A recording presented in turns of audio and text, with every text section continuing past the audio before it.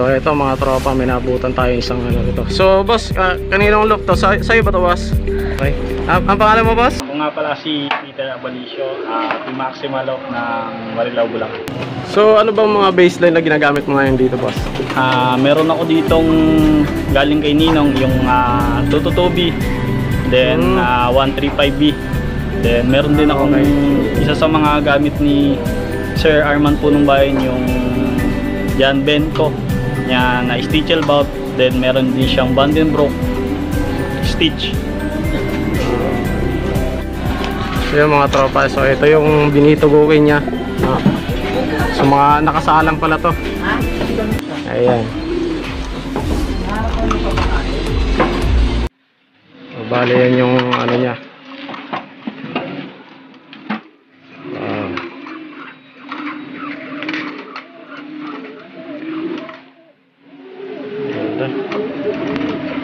So parang simple ibon lang mga tropa. So ano naman to rito boss? Isa sa mga baseline ng tropa, Masarela.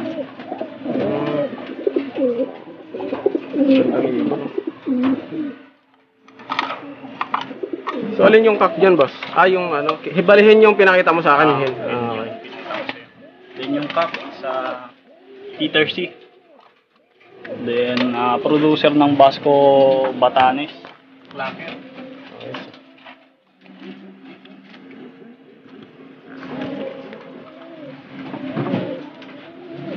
Yan yung Peter C. So bali, mahilig ka rin ba mag-inquire ng mga ibon ba? Mahilig din talagang mag-inquire, lalo pagka sa bloodline, kasi binibase ko yung kung saan yung nag-history ng ibon, yung pinagmulan. Kasi dapat kung sakaling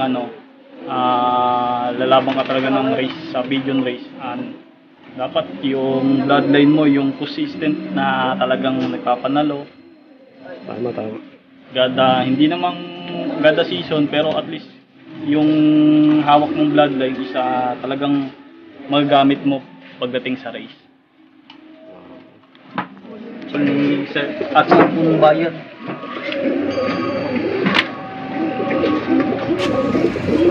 Ito mga tropa, gaganda ng mga ibon niya rito.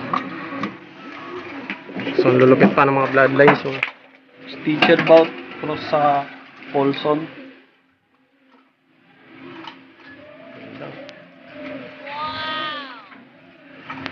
ano ito?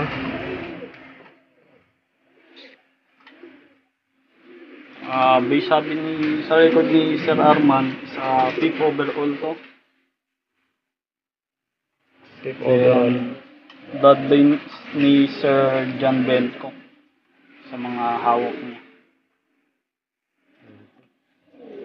Ito din yung unang finisher ko ng 4 points to Bigaraw.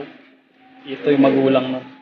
Ito yung unang base ko ng 2020. Pinasaya talaga ako ng anak na ito kasi first time kong makaabot ng derby at kung di lang na-disgrasya yung ibon, sigurado maka-complete locking.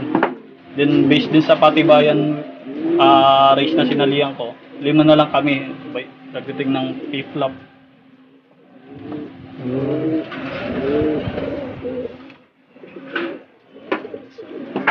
So ano naman yun? Ito maganda rin.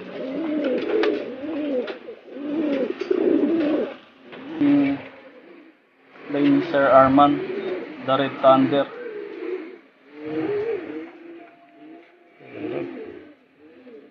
Ilis Sabihin to ito yung father nung Tugigaraw finisher ko. Wow!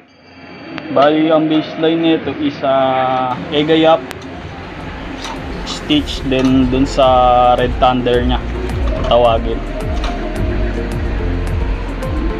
For conditioning pa lang ito, pang sasalang ko, pang south.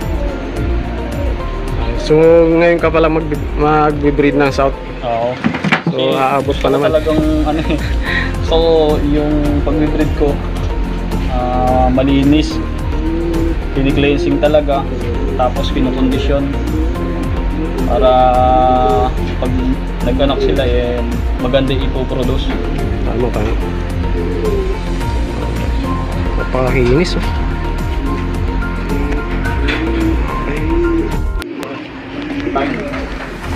Anong bloodline yan, boss? Spirit line.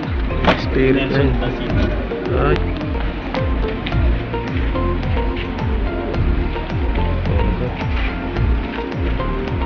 Bali, based doon sa sabi ni Ninong, isa anak, bali kapatid ng nanay nito si Super JB, then the great yung father ni Nelson da Silva.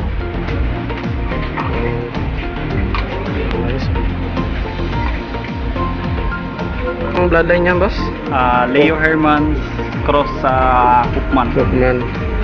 Bali yun yung pares niya, yung kanina Nelson sa da Silva. Okay.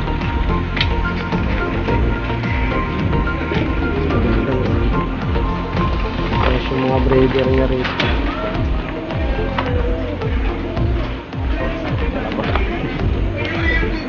Yung mga tropa, so ganda ng kanyang mga breeding area dito. Ayan. So, at yung ating tropang kalabatis dito ay suportado sa kanyang tatay, no? So ayun yung tatay niya, mga tropa. So boss, yung ginagawa mo na yan, boss? Pagtahit po ako ng ibilas. So bali ka yung tatay ni ni Peter. So supportive naman kayo, boss? Okay lang sa akin, walang problema. Yun ang pinaka-vision niya eh. Okay. Okay lang yun. Siya po, di ba? Ayos talaga. Sige, boss. Wala na. Ayan, magtayo na mainom. Ayan, pamilya na rin. Okay. Wala. Shoutout pala doon sa kumpare ko na si